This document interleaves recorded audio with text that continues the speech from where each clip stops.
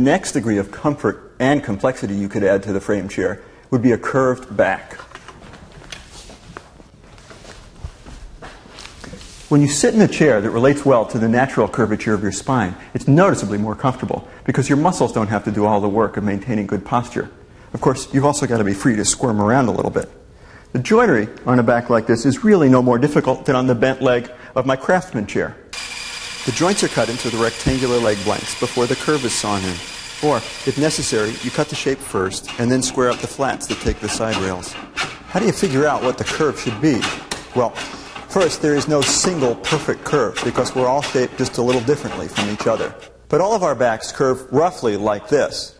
And a comfortable chair back should support the spine both here, around the level of the shoulder blades, and here, in the lumbar region. I like to experiment using a simple and inexpensive method, a Plywood and Dowel test chair. I bandsaw a very crude chair shape out of 2 pieces of medium-density fiberboard, or plywood. Then, I stand one of these up where I can sit right next to it, at the most comfortable height for me.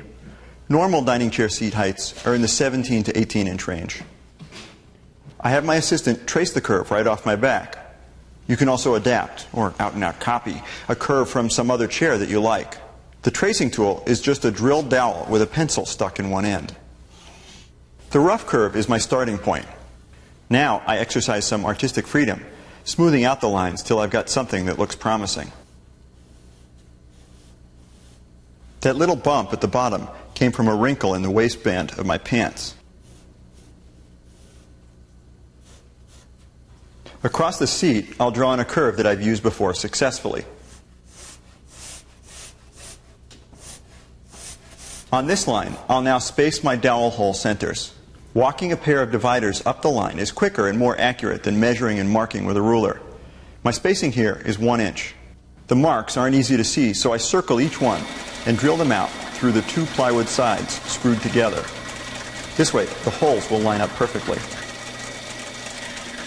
I've set the depth stop so I don't drill through the lower side. I've got a big auxiliary table on the drill press to support the large MDF sheets. The dowels go into the side with the stop tools first. It's fun to see the contour take on a 3-dimensional shape.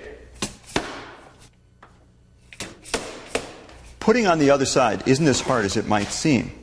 The trick is to work on just one dowel at a time.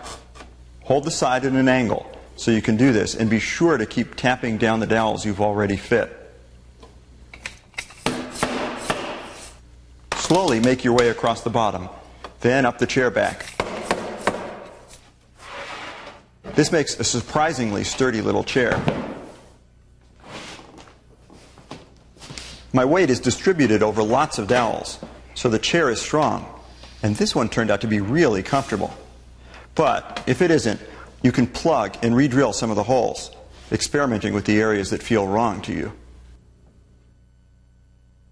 The saber leg will be the last joint frame we'll look at. It's an old, common chair type that evolved from a visual